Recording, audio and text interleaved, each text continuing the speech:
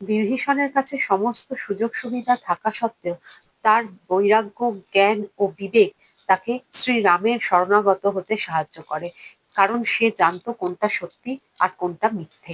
বিভীষণ যখন ভগবান রামের কাছে শরণাগত হয়ে আসে, রঘুনাথ তখন একটা ছোট্ট তিলক পরিয়ে দেন বিভীষণের মস্তকে, আর সেটা চিরস্থায়ী রং। রঘুনাথ বলেন, যাও বিভীষণ, আমি লঙ্কা তোমায় দিয়ে দিলাম। जो संपत्ति सिब रावण ही दीन्ही दिए दस माथ, सोई संपदा বিভীষণী সকুচি দীনহি রঘুনাথ।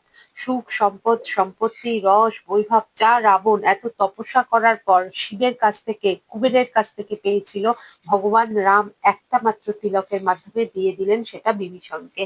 কুবেরকে কিন্তু দিলেন না। তার কারণ কি? সে শরণাগত হয়েছিল শ্রীরামের। আর শ্রীরাম সেই সম্পত্তি কেমন করে দিচ্ছেন সেটাও রামচরিতমানসে তুলসীদাসজি বলছেন, সই সম্পদা বিভীষণী সকুচি দীনহি রঘুনাথ। প্রভু শ্রীরাম সংকোচের সাথে বিভীষণকে সেই সম্পত্তি দিচ্ছেন যে, বিভীষণ তুমি আমার শরণাগত আর আমি তোমায় এইটুকু মাত্র সম্পত্তি দিচ্ছি। মানুষও তো এটাই চায় যে সেও ভগবানের রঙে রঙিন হোক, যা সদা সর্বদা থাকবে, কখনো মুছবে না। সদা এটা স্মরণ রাখতে হবে, রং তখনই ভালোভাবে স্থায়ী হয় যখন বস্ত্র পরিষ্কার থাকে বা শ্বেত থাকে।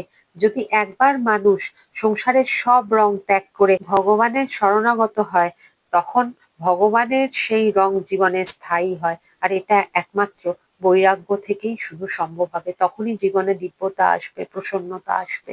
রামচরিতমানসে আমরা দেখতে পাই, যখন বিভীষণ পুষ্পক বিমানে সমস্ত রকমের রত্ন সম্পত্তি ভরে দেয়, তখন শ্রীরাম মনে মনে ভাবেন তিনি বানর সেনাদের কাছে ঋণী। তাই তিনি পুষ্পক বিমান থেকে সেই সব রত্নগুলো নিচে ফেলতে থাকেন বানরদের উদ্দেশ্যে। বানররা ভাবে সুন্দর দেখতে ফল, খেতে নিশ্চয়ই খুব সুস্বাদু, এই ভেবে খেতে শুরু করে। যখন খেতে পারে না, তখন তারা সেই রত্নগুলোকে আমাদের কোনো কাজের নয় ভেবে ছুঁড়ে ফেলে দেয়। বানরদের কোনো কিছু চাওয়ার ছিল না, তাদের স্বরূপ ভক্তের ছিল, সেবকের ছিল।